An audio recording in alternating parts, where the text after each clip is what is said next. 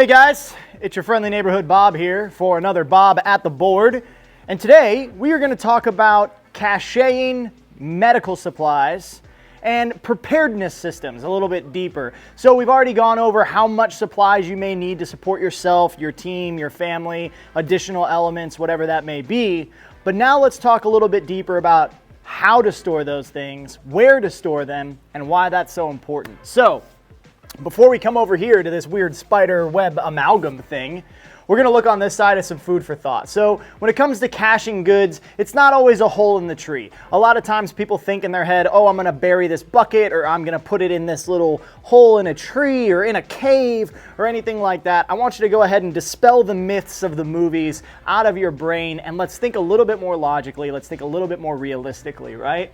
So storing supplies is vital, but before we go into storing supplies, people and skills are a priority. If you're storing a bunch of surgical supplies but you don't know how to perform surgery, that's a foolish effort. It'd be much more pertinent for you to store a surgeon inside of your network rather than all that surgical supplies. So before we go building all these caches and all this different stuff, make sure that we're also prioritizing building relationships, building community, and building a network of qualified individuals that can support you or support your family or your network inside of an emergency scenario, inside whether that be a weather event, whether it be a catastrophic SHTF scenario, or maybe it's just, a mass casualty incident, something like that. So we want to make sure that we're storing people and skills before we're focusing just heavily on supplies. Supplies are very, very important. Consumables go away, but people and skills are definitely a priority. And so with that, you want to seek out good training from qualified organizations,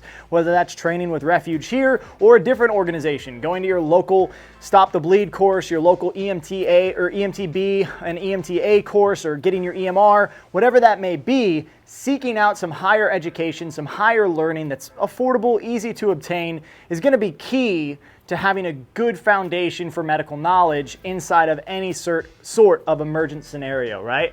So when we're talking about caching goods, it comes to fluidity of movement, right? So movement equals survival. We don't want to ever have to stay in one location because that's where we have all of our stuff.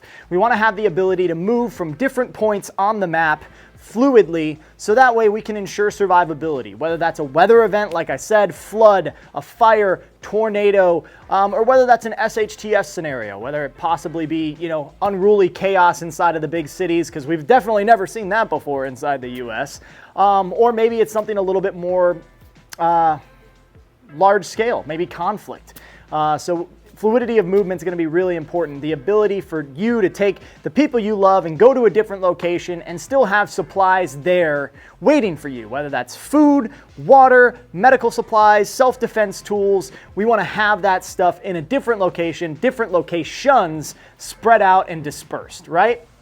So remembering that fluidity of movement is very, very important. We then have to think about OPSEC, operational security, right? Such a cool guy term. With our caches, right? So something to be mindful of, your enemies are watching you now.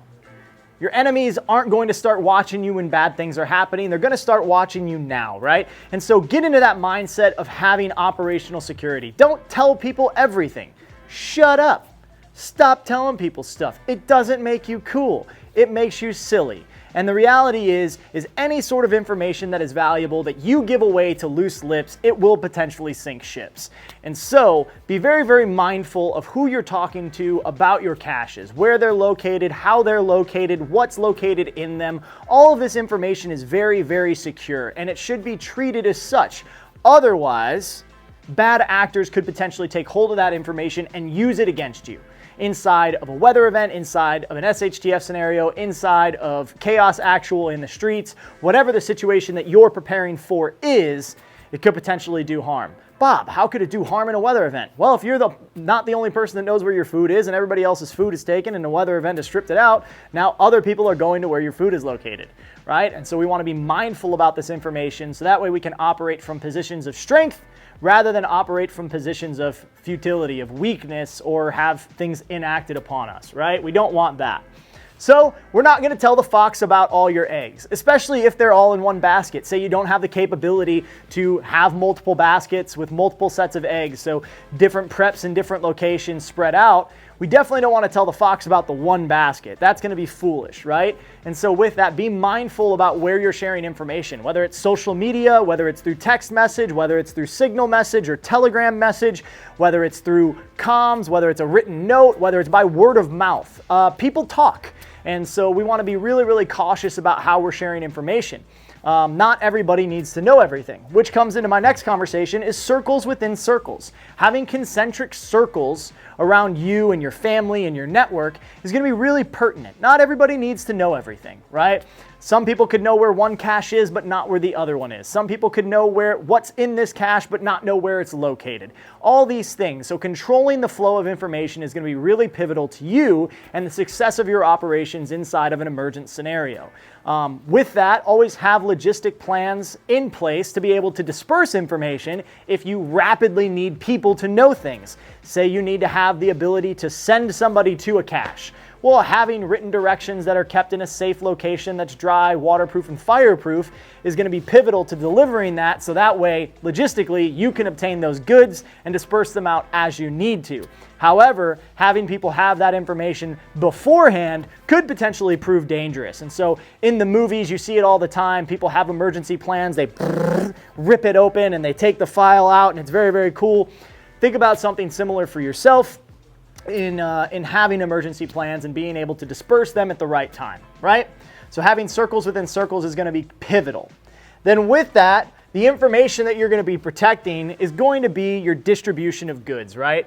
So I have a little drawing here. This is a rough drawing, right? And you don't have to marry yourself to this idea. You can take this and you can run with it.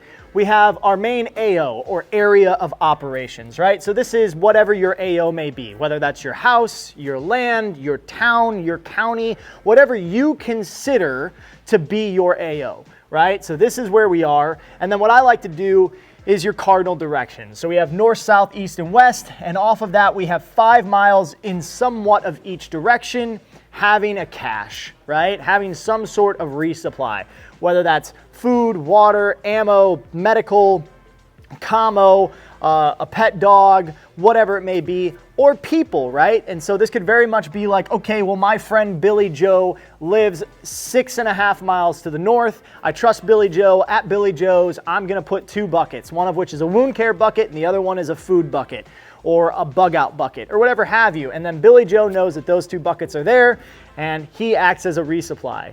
And then, 5.3 miles to the south-ish, south-southwest, we have Cindy Lou, and Cindy Lou has a similar resupply, but maybe of a different variety, maybe of a different strength, right? Because your plan is to go this direction if something bad does happen, right? And so having these resupplies in your different locations spread out, right, is going to allow you to have fluidity of movement, right? Because then, say we do have to go south, we can then go to one of these resupplies as we need to, and we can work between these 4 cardinal directions outside of the AO, ensuring we have that fluidity of movement to where we're not having to go where bad stuff happened, whether that's a tornado, so there's no more power, water, or resources here, whether that's a flood, so you can't get there, whether that's a fire, so it'd be ouchy hot if you went there, or maybe there's bad guys doing bad things there, right?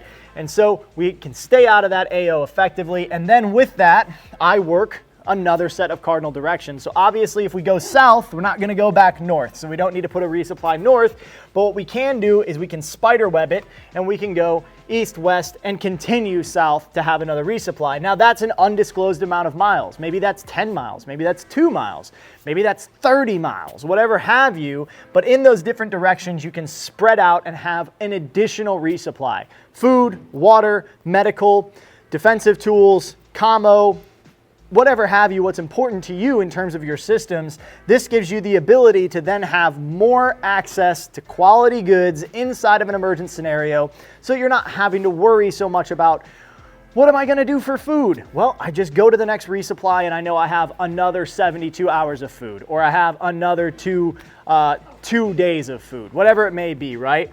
So giving yourself that ability to properly work, right? So when you're going about all of your plans for emergency preparedness, it's very, very important that you take all these things into consideration. Don't put all your eggs into one basket. Spread your eggs apart. And if you do have to put all your eggs in one basket, definitely don't tell the fox about it. And remember, people and skills are the priority. Ensuring that you have people located in different spots throughout your AO or throughout your bug out situation, whatever that may look like, your network is going to be pivotal for your success inside of an emergent scenario.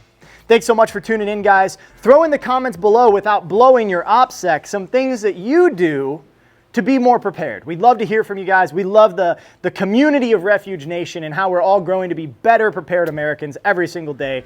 Remember, guys, be safe out there and carry an effing tourniquet.